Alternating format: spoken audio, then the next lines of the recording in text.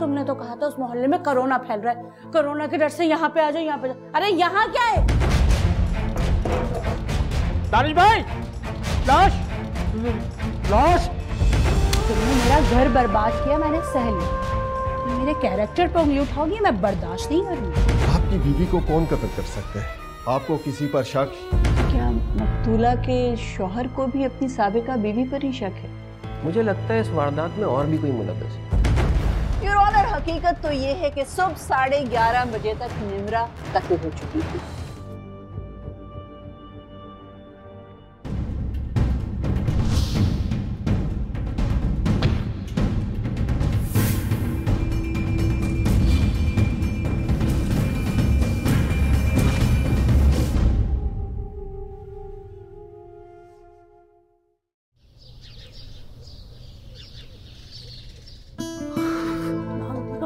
ऐसा बदबूदार पानी है इस घर में कि हद है।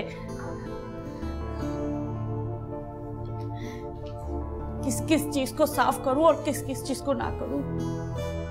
अरे वाह भाई वाह, बड़ी मसरूफ लग रही हो भाई, घर के काम करते हो बड़ी अच्छी लगती हो। अरे किस गुनाह की सजा दे रहे हो इस घर में लाके मुझे? तुमने तो कहा था उस मोहल्ले में कोरोना फैल रहा है, कोरोना के डर से यहाँ पे आ जाओ, यहाँ पे जाओ। अरे यहाँ क्या है? चूहे छिपकलियां, उनकी बिरयानी बना के खिला दूं तुम्हें? तुम्हें बताया तो था कि ये पोर्शन कुछ अरसे से बंद था, इसीलिए गंदा हो गया।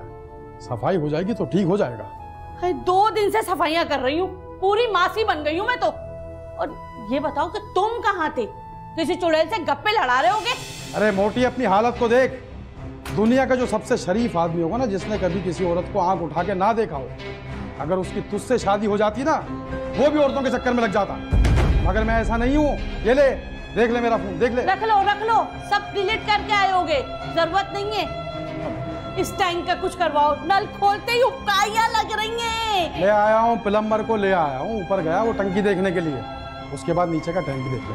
अब बात सुनो, प्लम्बर को 1 रुपया अपनी जेब से नहीं दोगे, सारा का सारा बिल मकान मालिक के खाते में डाल। बल्कि मैं कहती हूँ उसे फोन करो, बुलाओ उसे यहाँ, अपनी जबान से सफाइयां करे। अरे 40,000 रुपए ले रहे हैं हमसे।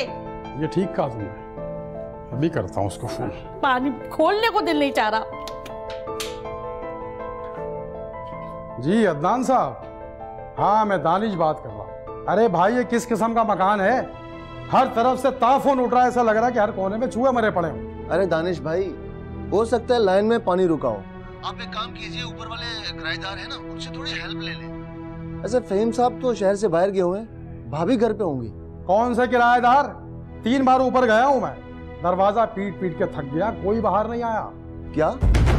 अरे अभी परसों जुमेरात को तो मेरी उनसे बात हुई है। हो सकता है कि वो आपके इस खूबसूरत मकान से तक आके कहीं भाग गए। अगर मैं प्लम्बर को ले आया, उसका जो भी बिल बनेगा ना अदनान साहब, वो आपको देना होगा।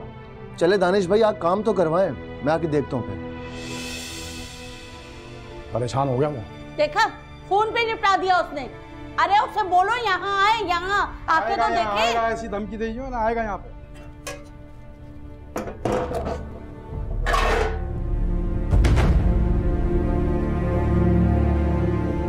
दानिश भाई, दानिश भाई, दानिश भाई, क्या हो गया? क्या हो गया भाई? क्या हो गया? भैया, क्या इस घर में भूत भी है क्या? दानिश भाई, यहाँ आइए। क्या हो गया? क्या हो गया? क्यों चिल्ला रहा भाई? दानिश भाई, लाश लाश? अबे क्या किया तूने? किसको मार के फेंक दिया इसमें? किसको मार के फेंक दिया? बोल। लाश कहाँ से आई? मैं तो बाहर से आया, मुझे नहीं पता। आप बताएं आपने क्या किया? मैं क्या बताऊं? आपने तो अभी घर लिया ये। अरे दानिश, तूने मार के फेंका, बता कौन है? अरे दानिश, तू क्या कर रहा है? इधर चल, इधर चल। अभी पुलिस को बुलाता हूँ मैं, पुलिस को ही बताएगा तू। नहीं किया मैंने।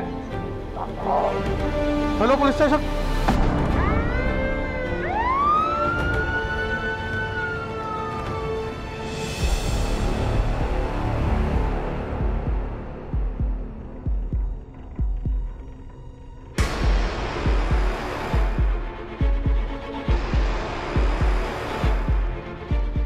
तो लाश को सबसे पहले तुमने देखा था?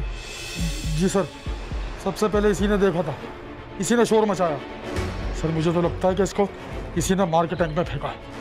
अजीब बात कर रहे हैं आप, ये कैसे मारेगा? लाश तो 2-3 दिन पुरानी लग रही है। अरे कैसे माली के मकान हो? किराएदार की लाश 2 दिन से टैंक पे तैर रही थी और तुम्हें खबर ही नहीं। मेरा मियाँ बार बार तुम्हें फोन कर रहा है तो तुम्हारा जवाब, जाओ ऊपर वालों से मदद ले लो, जाओ ऊपर वालों से मदद ले लो। अरे मैं तो खुद परेशान हूँ सर, 2 दिन पहले मेरी इनसे बात हुई थी। अच्छा, तो तुम्हारी इनसे और क्या बात हुई थी, बताओ मुझे जरा।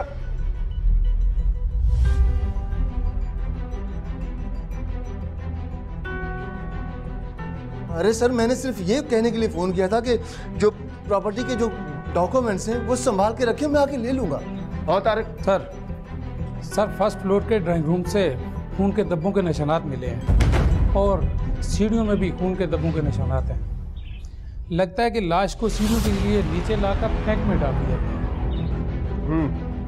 अदनान, ये बताओ कि तुम मकतूला को कब से जानते हो और ये फैमिली यहाँ पर कितने अरसे से मुकीम है? सर, फ़हीम साहब तकरीबन 1.25 साल से यहाँ रह रहे हैं और निमरा से इन्होंने दूसरी शादी की थी और निमरा से मेरी मुलाकात सर तकरीबन 5 माह पहले हुई थी। सर, अपनी पहली बीवी अफशा को तलाक देकर इन्होंने निमरा से दूसरी शादी की। सर, बड़ी लड़ाकू औरत थी ये।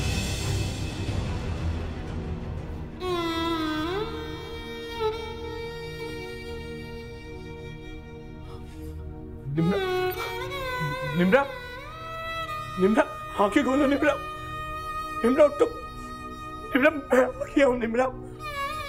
देखिए फहीम साहब, हम आपके दर्द को अच्छी तरह समझ सकते हैं, लेकिन कातलों तक पहुंचने के लिए हमें आपकी मदद दरकार है। ये बताएं कि आखिरी दफा आपकी अपनी बीवी से कब बात हुई थी?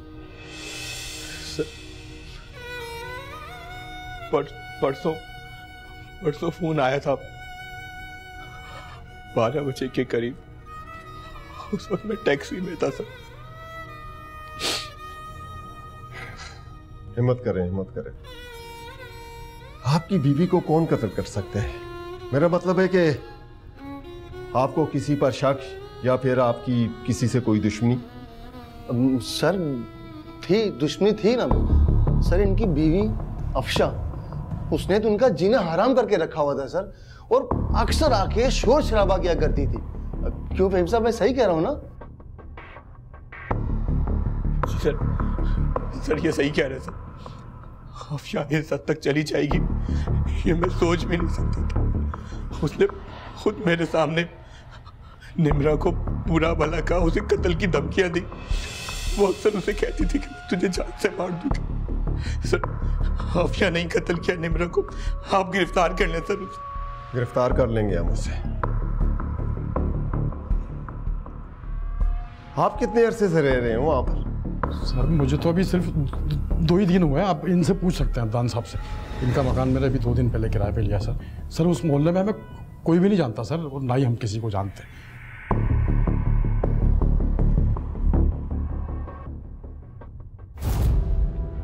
ताज़ीरात पाकिस्तान की दफ़ा 301 के तहत अगर कोई शख्स ये जानते बूझते भी कि उसके इस अमल से किसी की मौत भी वाक़ई हो सकती है, लेकिन उस शख्स के अमल से उसके हदफ के बजाय किसी दूसरे फ़र्द की मौत वाक़ई हो जाती है, तो इस सूरत में भी उसे क़त्ल अम्द का मुजरिम करार दिया जाएगा और दफ़ा 302 के तहत उसे सज़ाए मौत या उम्र कैद की सज़ा मिलेगी।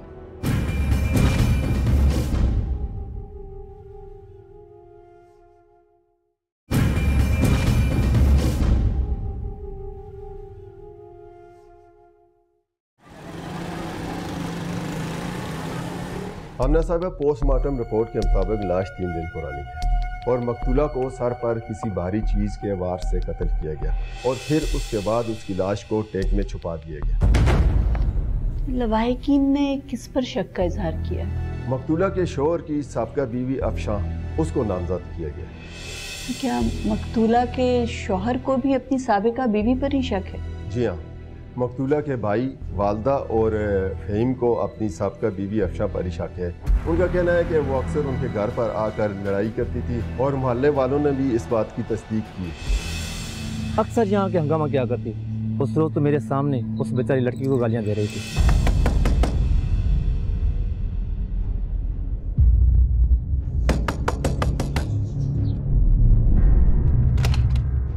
ओहो, तो तू है? तो जैसी हर्राफा औरतों को तो मैं अच्छी तरह जानती हूँ। तो जैसी औरतें जब तक 3-4 शरीफ मर्दों के घर बर्बाद कर लेना उनको सुकून नहीं मिलता। अरे मैंने क्या कर दिया है? आप जो यहाँ खड़े होकर मुझे जलील कर रही हैं और ताने दे रही हैं, मैं भी एक औरत हूँ आपकी तरह। हाँ, लेकिन मैं तुझ जैसी औरत नहीं हूँ। तूने मेरा घर बर्बाद कर दिया, तेरी तरह भाग के शादी करके मुंह काला नहीं किया है मैंने। हट, बुला फहीम को। कहाँ है वो? फहीम घर पे नहीं है, जब वो आए ना तब आइएगा, तब तक जाएं यहाँ से। घटिया औरत, एक तो मेरा घर बर्बाद कर दिया, ऊपर से मुझ पे हुक्म चला रही है। हट, मुझे फहीम से बात करनी है। फहीम, जाए यहाँ से। नहीं है वो, मुझे बात करनी है उससे। छोड़ूंगी नहीं मैं तुझे। देख मैं तुझसे कैसे बदला लेती हूँ। वारदात के रोज मकतूला का शौहर फहीम कहाँ पर था? इसके वेयर अबाउट्स का कुछ पता है? आप लोगों ने इससे बयान लिया और क्या बयान की तस्दीक हुई?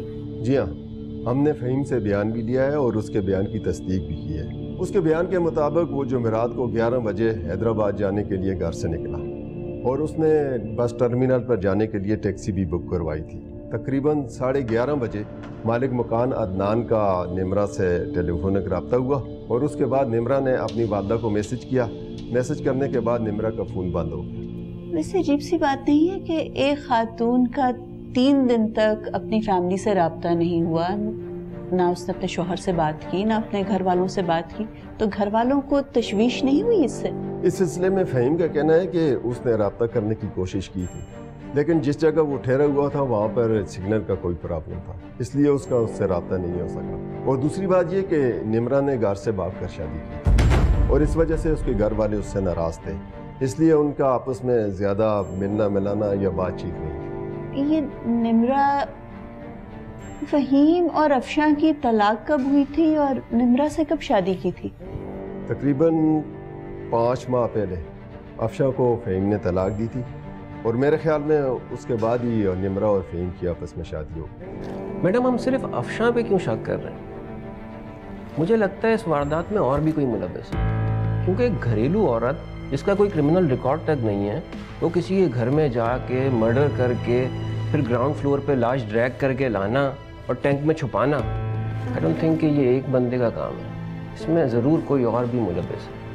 अभी तक कोई हमें ऐसे शवाहिद मिले हैं जिससे पता चले कि निमरा को फर्स्ट फ्लोर पर कत्ल किया गया था, उसके ही पोर्शन में? नीचे वाला घर चूँकि खाली था और लॉक था और हमें पूरा यकीन है कि उसे ऊपर वाले ही घर में कत्ल किया गया। ये जो नए टेनेंट्स आए हैं ग्राउंड फ्लोर के पोर्शन में, ये निमरा के कत्ल के बाद वहाँ मूव इन हुए? जी हाँ, उस वक्त मकान खाली था और लॉक था, ये उसके कत्ल के बाद ही वहीं पे। आयो साहब, आपकी तफ्तीश तो ये भी बताती है कि निमरा ने घर से भागकर अपने घर वालों की रजामंदी के बगैर शादी की थी। ये गैरत के नाम पर कत्ल होने का भी तो वाकया हो सकता है। आपने निमरा के भाई से तफ्तीश की है? हमने साहब, हमने इस पहलू को नज़रअंदाज नहीं किया। हमें मोहल्ले वालों से एक और बात का भी पता चला है। इस घर की वजह से तो हमारा जीना हराम हो गया था। कभी फहीम की वाइफ अफशा यहाँ खड़ी चिल्ला रही होती है, तो कभी निमरा का भाई यहाँ के उत्तम मचाता है। निमरा का भाई आफाक? जी, ऐसे ही कुछ नाम था। एक रोज आया था, ऐसा खुरम मचाया मत पूछे।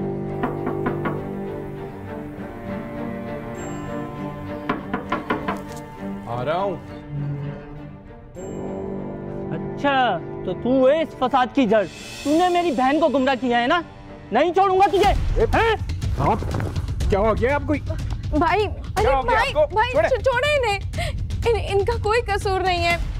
मैंने अपनी मर्जी से घर छोड़ा था, प्लीज भाई मुझे माफ कर दे। भाई कहने का हक तुम खो चुकी हो। आइंदा के बाद मुझे भाई नहीं कहना। तुम्हारी वजह से हम किसी को मुंह दिखाने के काबिल नहीं रहे। और तो और मोहल्ले में हमारी जो रही सही इज्जत थी वो भी खत्म हो गई है। और तुम दोनों ने क्या समझा था मैं तुम दोनों को नहीं ढूंढ पाऊंगा? देखा ना, ढूंढ लिया। और अब मैं तुझे नहीं छोड़ूंगा। यहाँ ये शरीफों का मोहल्ला है, यहाँ बदमाशी नहीं चलेगी। जो मसला है अपने घर में बैठ के निपटाओ, वरना मैं बुलाता हूँ भी पुलिस को। देख लूंगा तुझे भी और तुझे भी, और देखना मैं तुझे नहीं छोड़ूंगा। मकतूला के भाई को भी सस्पेक्ट लिस्ट में शामिल करें और इसकी भी जरा जांच पड़ताल करें। वारदात वाले रोज ये किधर था? और इस घर का जो मालिक मकान है अदनान, इसने क्या ग्राउंड फ्लोर रेंट आउट करने से पहले घर को चेक नहीं किया था? ये अदनान को भी जरा चेक करें, वारदात के रोज ये किधर था, क्योंकि इसने जो इब्तदाई बयान पुलिस को दिया है उसमें इसने कहा था कि इसकी भी मकतूला से बात हुई थी। जी हाँ, उसने अपने बयान में ये कहा है कि उसका तकरीबन 11:30 बजे निमरा से टेलीफोनिक रब्ता हुआ आप अफशां से तो तफ्तीश कर ही रहे हैं, मेरा ख्याल में आप अदनान और मकतूला के भाई को भी अब शक की नज़र से देखें और इनसे भी तफसील में तफ्तीश कीजिए। ठीक है, हम इन दोनों से भी तफ्तीश करें। ताज़ीरात पाकिस्तान की दफ़ा 364 के तहत अगर कोई शख्स किसी ऐसे फ़र्द को अगवा करता है जिसे कत्ल करना मकसूद हो या उसे अगवा करके ऐसे हालात में रखा जाए जहां अगवा होने वाले फ़र्द की जान को शदीद ख़तरा हो, तो इस शख्स को जुर्माने के साथ साथ 10 साल तक कैद बामुशक्कत की सज़ा हो सकती है।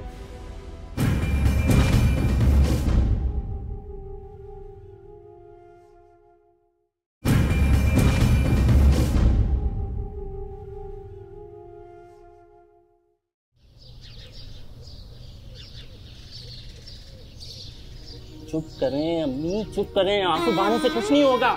हमारे लिए तो वो उसी रोज मर गई थी जिस दिन उसने इस घर की दलील को अबूर किया था। क्यों नहीं समझ रही?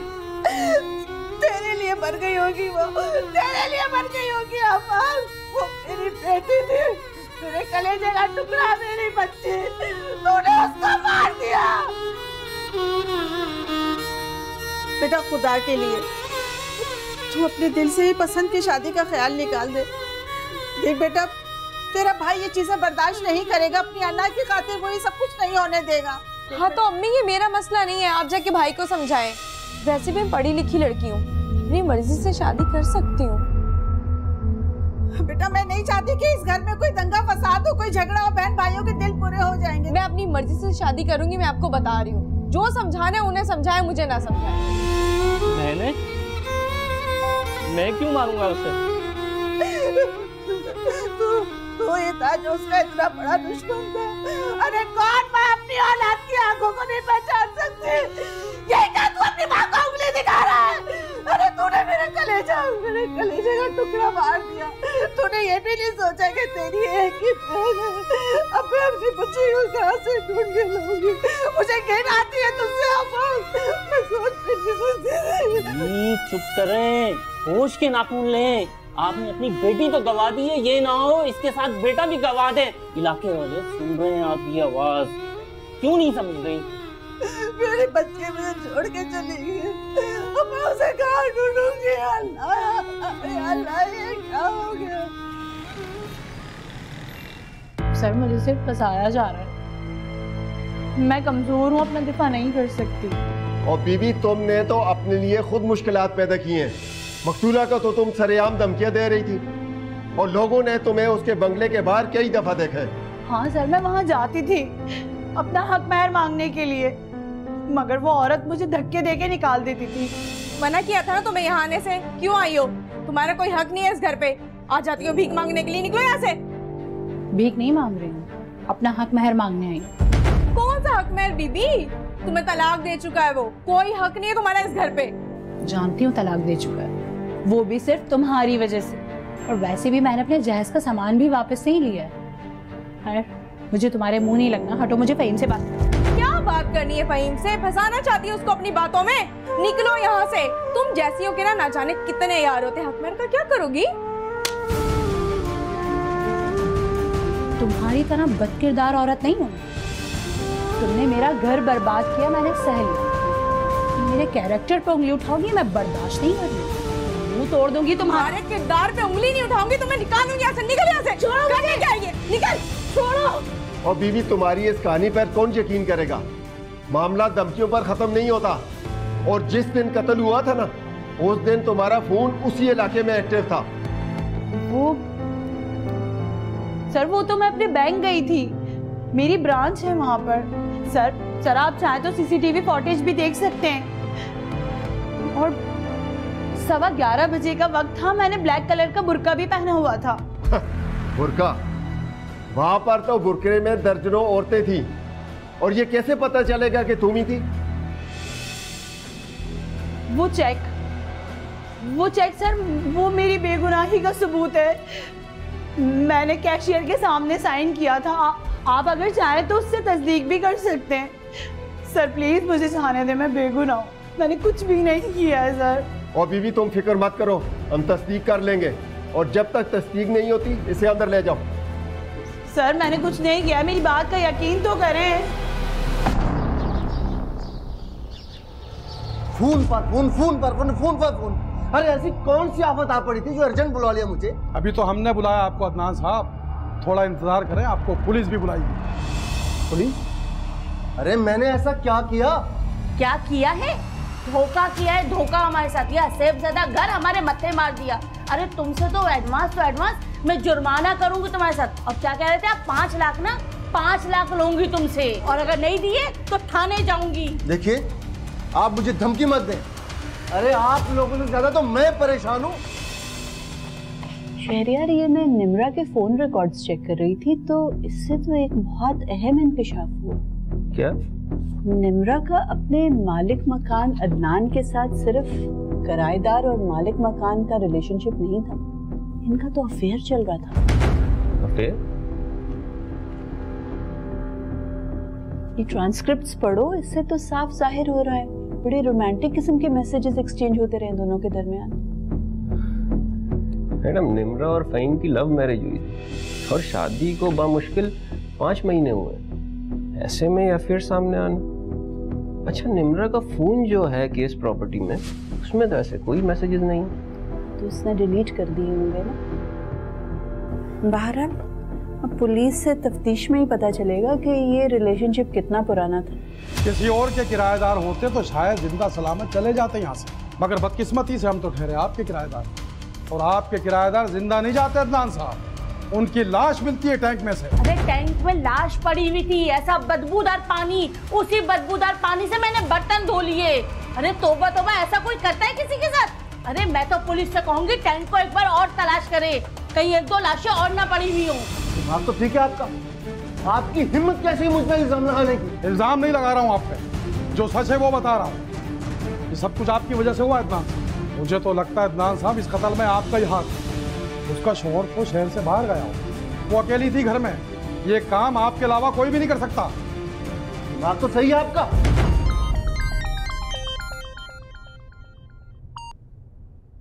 जी पुलिस स्टेशन? अच्छा सर, ये आप लोगों ने अच्छा नहीं किया मेरे साथ। अरे हमने अच्छा नहीं किया? जो तूने किया है ना, तुझे पुलिस बताएगी अब। और खुद ब खुद देख, पुलिस के सामने तेरी असलियत आ गई। अरे देख लूंगा मैं, उनको भी और आपको भी। अबे जाए यहाँ से यार। अच्छा नहीं किया तुम लोगों ने। देखेगा, हमें देखेगा। अरे हम देखेंगे इसे तो। बंदे मार मार के टैंक में छुपा रहा है। मैंने क्या किया है? तुमने ये किया है कि हम लोगों से झूठ बोले, सच नहीं बोला। मकतूले के साथ तुम्हारा अफेयर चल रहा था और घंटों घंटों तुम लोग आपस में बातें किया करते थे। सर आपको कोई गलतफहमी हुई है? पूरा रिकॉर्ड है हमारे पास, कितने बजे और कितनी देर कॉल की थी। वारदात वाले दिन की आखिरी कॉल तूने की थी ना? ठीक है ना? मैंने सर मैंने बताया ना कि प्रॉपर्टी टैक्स के बारे में इन्फॉर्म करने के लिए फोन किया था सर। कौन सा प्रॉपर्टी टैक्स था जिसकी इंफॉर्मेशन देने के लिए तुझे 20 मिनट लग गए? अब झूठ बोलने का कोई फायदा नहीं, और सच बता, कितने टाइम से तुम दोनों के मरासम थे? बता। सर बताता हूँ। सर मैं निम्रा को पहले से जानता था, हम दोनों एक ही कॉलेज में पढ़ते थे, हमारा अफेयर भी चला और फिर राब्ता मुनक़ता हो गया। मगर फ़हीम की शादी के बाद वो इस घर में आई तो हमारा टूटा और रिश्ता बहाल हो गया और अब फिर करीब आ गए। और जब निम्रा ने तुम्हारे इस रिश्ते को ब्लैकमेलिंग के हथियार के तौर पर इस्तेमाल किया तो फिर तुमने उसे कत्ल कर दिया। अरे सर मैं रिश्ता मुनक़ता कर भी देता तो उस पर कोई फर्क नहीं पड़ना था सर। वो एक आजाद ख्याल की लड़की थी और सर उसके पास कई ऑप्शन थे। वो अच्छे तरह से जानती थी कि मुझे घरेलू लड़की की तलाश है और मैं उसको क्यों कत्ल करता सर? सर वारदात वाले दिन मैं तो घर से बहुत दूर था। अच्छा ये बता दे कि कहां था तुम? बोल।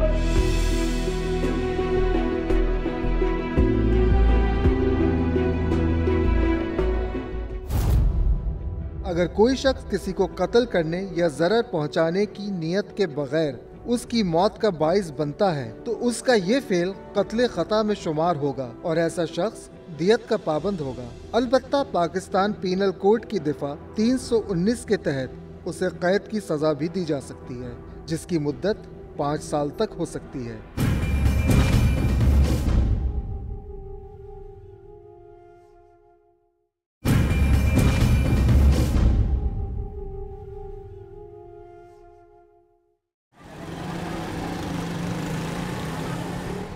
जी हाँ, हमने इस बात की तस्दीक कर ली है। वो उस दिन बैंक में गई थी और उसने 2 चेक डिपॉजिट किए और डिपॉजिट स्लिप पर उसके साइन मौजूद है।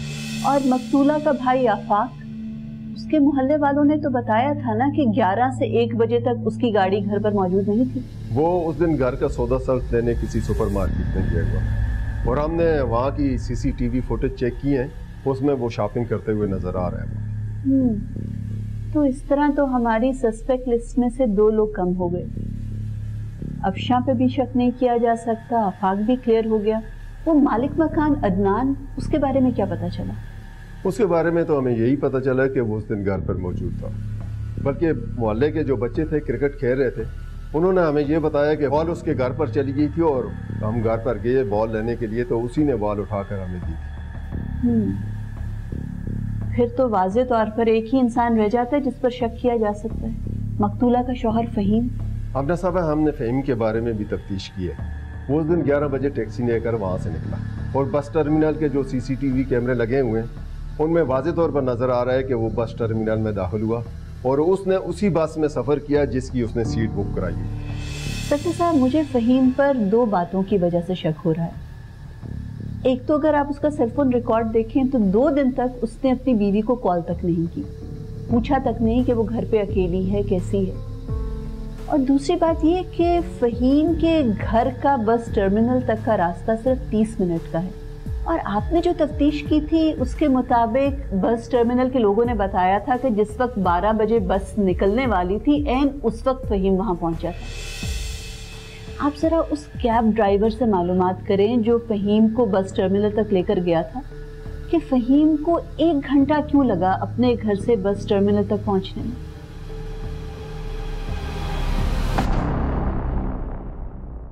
योर ऑनर, प्रोसिक्यूशन के पास सॉलिड एविडेंस है कि मकतूला निम्रा का कत्ल उसके अपने शौहर फ़हीम ने किया। ऑब्जेक्शन योर ऑनर, मेरी साथी वकील शायद भूल रही हैं कि फ़हीम ने निम्रा से शादी के लिए अपनी बीवी को तलाक दे दी, तो फिर वो उसको कत्ल क्यों करेगा?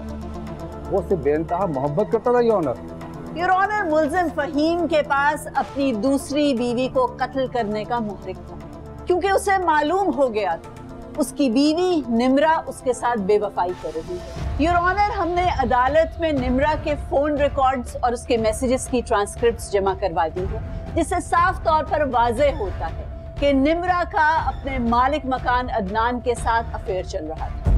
कहानी तो आपने अच्छी बनाई है मेरे सामने, लेकिन हकायक के खिलाफ है योर ऑनर। टैक्सी कंपनी के रिकॉर्ड से ये बात साबित हो चुकी है कि मेरा क्लाइंट 11 बजे घर से निकल चुका है, जबकि निम्रा के मोबाइल फोन रिकॉर्ड ये बताता है कि निम्रा 11:30 बजे तक जिंदा थी। तो फिर मेरा क्लाइंट उसे कत्ल कैसे कर सकता है मेरे सामने? योर ऑनर, हकीकत तो ये है कि सुबह 11:30 बजे तक निम्रा कत्ल हो चुकी थी।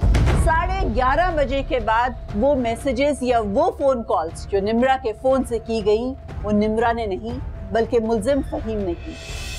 योर ऑनर, जब मैं कह चुका हूं कि मेरा क्लाइंट 11 बजे जा चुका था तो वह एसएमएस और कॉल कैसे कर सकता है?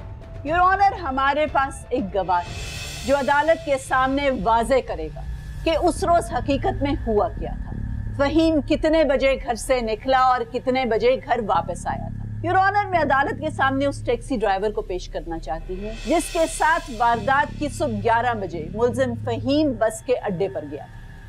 टैक्सी ड्राइवर को पेश किया जाए। तुम्हारा नाम क्या है? मेरा नाम हसन है सर। क्या तुम मुल्जिम फ़हीम को जानते हो?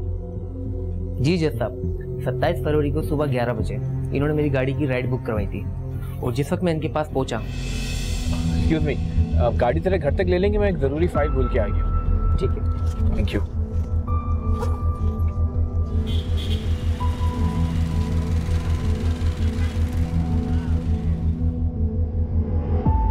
पाँच मिनट रुकिए, मैं फाइल लेके आया।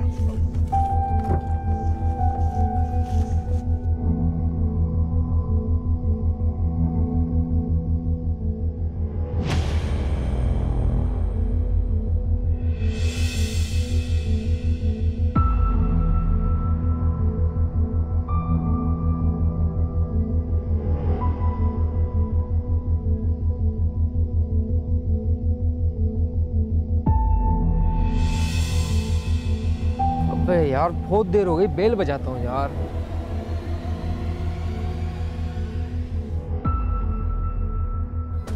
अरे सर टाइम देखें अब। थोड़ी देर हो गई, चले।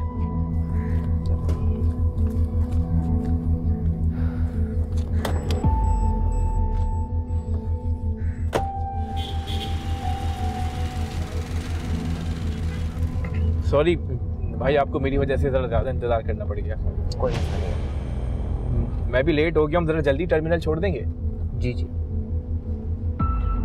सर ये शर्ट आपने चेंज की है? अभी तो आपकी दूसरे कलर की शर्ट थी और अभी आपने दूसरी शर्ट पहनी हुई है। हाँ, वो असल में शर्ट मैच नहीं कर रही थी और मैं थोड़ा अनकंफर्टेबल भी फील कर रहा था। बहुत शुक्रिया, आप जा सकते हैं।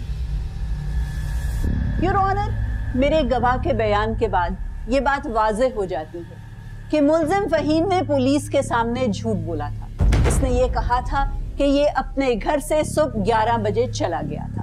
इसने जानबूझकर पुलिस को धोखा दिया, झूठा बयान दिया, जबकि हकीकत ये है कि सुबह 11:15 बजे ये अपने घर वापस आया और इसने अपनी बीवी को कत्ल किया, टैंक में उसकी लाश फेंकी और उसके बाद उसके सेलफोन से उसकी वालिदा को मैसेज किया और अपने सेलफोन पर कॉल की पुलिस को धोखा देने के लिए कि उसकी बीवी 11:30 बजे के बाद तक जिंदा थी। योर ऑनर, हमें मुल्जिम फहीम पर इस वजह से भी शक हुआ था कि शहर से बाहर जाने के बावजूद, अपनी बीवी को घर में अकेला छोड़ने के बावजूद इसने 2 दिन तक अपनी बीवी को फोन तक नहीं किया उसकी खैरियत दरियाफ्त करने को, ना ही कोई मैसेज भेजा।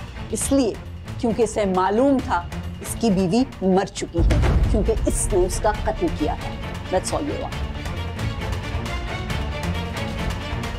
मुल्जिम फहीम, तमाम सबूत और शवाहिद तुम्हारे खिलाफ हैं। बताओ अपनी सफाई में क्या कहना चाहते हो? जी जज साहब, मैंने ही मारा है निम्रा को।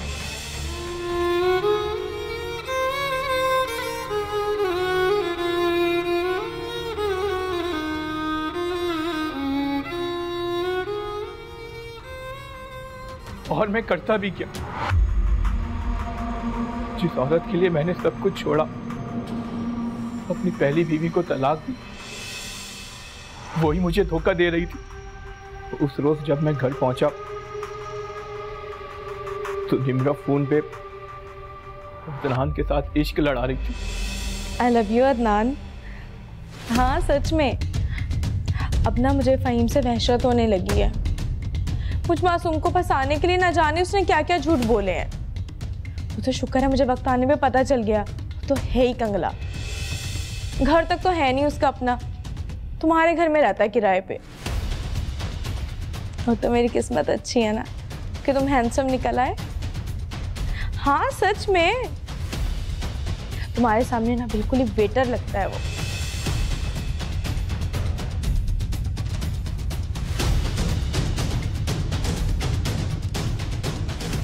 अच्छा बताओ ना, हम शॉपिंग पे कब जाएंगे? डन, पक्का आज ही चलते हैं। I love you.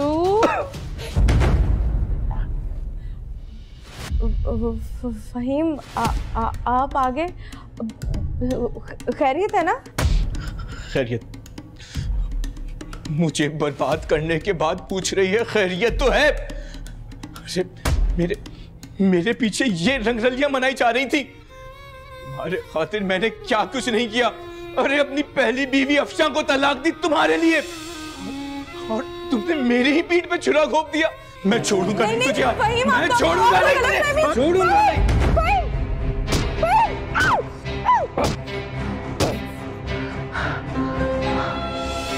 मैंने उसे मारा, मैंने उसकी लाश को चादर में लपेट के पानी के टैंक में फेंक दिया और निम्रा के मोबाइल से उसकी अम्मी को एक झूठा SMS किया और निम्रा के मोबाइल से ही